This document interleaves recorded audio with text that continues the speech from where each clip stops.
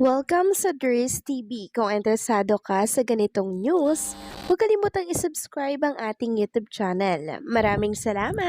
Welcome back again sa ating YouTube channel mga kakimpaw, and sa update natin ito, ang pag-uusapan natin ay tungkol sa mga importanteng ganap kina Kim and syempre kay Paula Avellino.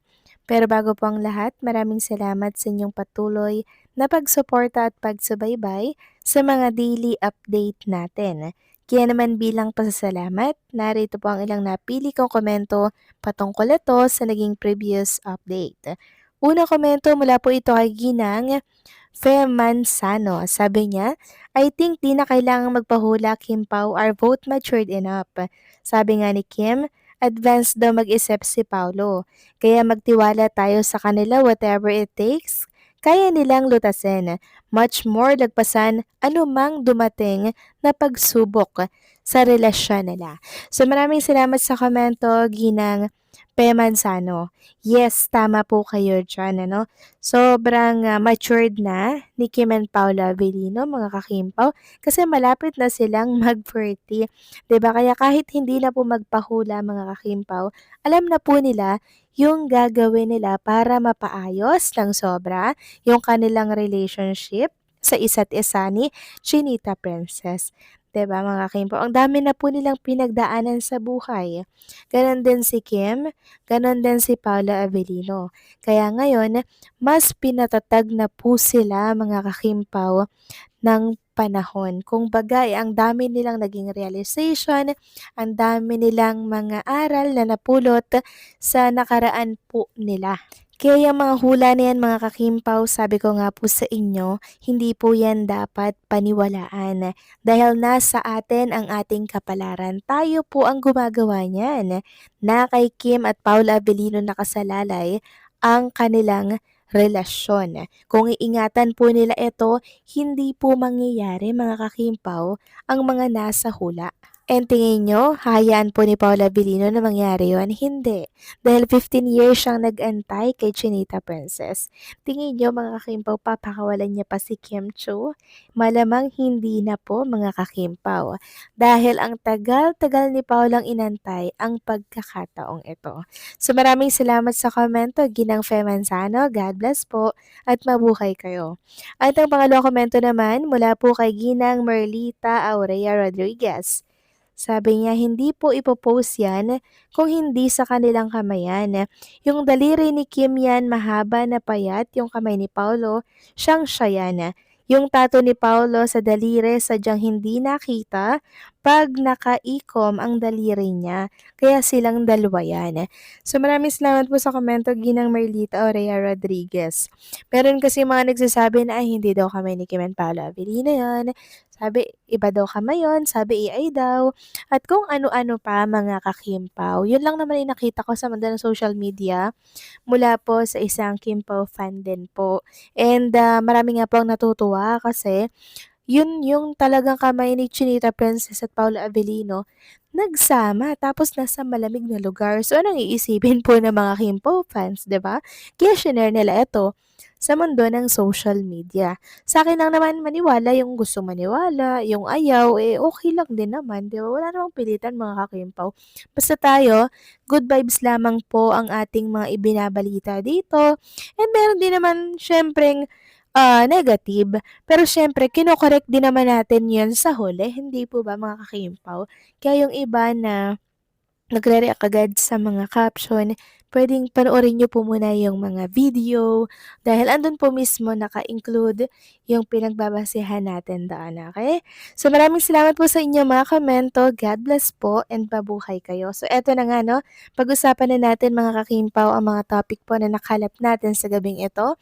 At unahin natin ang tungkol nga dito sa pinost ng isang Kimpaw fan, Katy Perry. Sabi niya, kung bigla na lang paglabas ni Pao meron ng wedding ring, anong mapipil niyo mga mi? Kung imagination ang pag-uusapan, masteral ko yan. What if lang naman, wag mamulis. So, nakita kasi nila, di ba mga Kimpaw, yung singsingan ni Paula Avellino, nasuot-suot dun po sa promotional video para sa Wiltec. So, meron mga nagsasabi na AI daw yung video na yun. May nagsasabi na totoo yun. Kasi mismong Kimpaw fans na po yung nag-share nun. 'Di ba, hindi naman po nila tayo lulukuhin yan. And kung AI yun, sana nilagyan nila ng AI. So ayan po, ang dami nagsasabi na AI lang daw, hindi daw totoo yung singsing ni Paolo Avellino at kung ano-ano pa. Siguro mga bashers yun mga kakimpaw, no? Na hindi po naniniwala sa mga isineshare ng Kimpaw fans. So good vibes. Good vibes lang naman tayo and positive tayo dito mga kakimpaw. Kung saan tayo sa ikakasaya syempre ng mga Kimpaw fans dahil ano lang naman yung kasiyahan natin, di ba? Sobrang simple. Sobrang babaw. Kaya hindi ko po yan ipagkakait sa lahat, lalo na po sa mga listeners natin. Samantalang next topic naman tayo, nadaanan ko po itong post ni Mary Jane Lumaad. Sabi niya dito, pati si Ate Twinkle naglabas na din ng pahayag, confirm na nga, ready na daw i-public.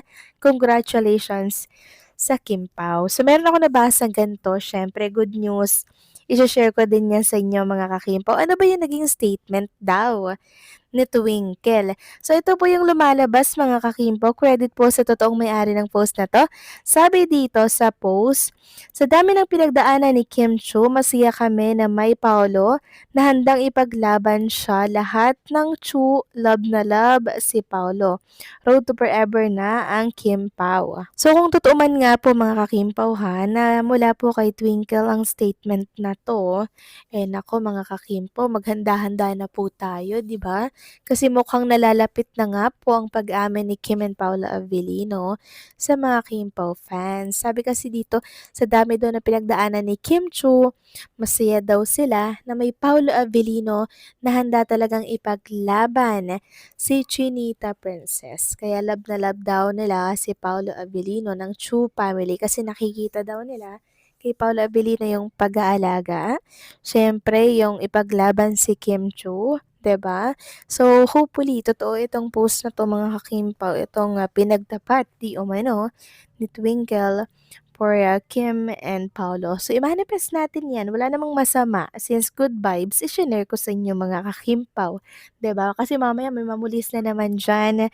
'Di ba? Na ay fake news po yan. Ayan po yung nag-post mga kakimpaw. Oh. Mula po kay Mary Jane Lumaad. Yan po. Oh. Shinare ko lang sa inyo mga Kimpo kasi syempre, ikakasaya to ng lahat. Kaya may nag-comment sabi dito, buti pa Kimi at Paulo, wag na ninyong itago pa ang relasyon ninyo ni Kim kasi lalo lang kayong babanata ng mga taong nakapaligid sa inyo na walang magawa sa kanilang buhay. Ipakita nyo sa kanila na totoo ang pagmamahal mo kay Kim. Ipagsigawan ninyo sa mundo na kayo na ni Kim. Gawin mo yan, Paulo, sa ngalan ng pag-ibig. Kakampi ninyo ang Diyos.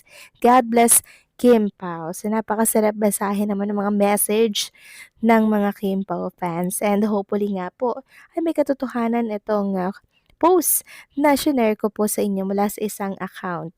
So, kayo ba mga kakimpaw, anong masasabi ninyo dito?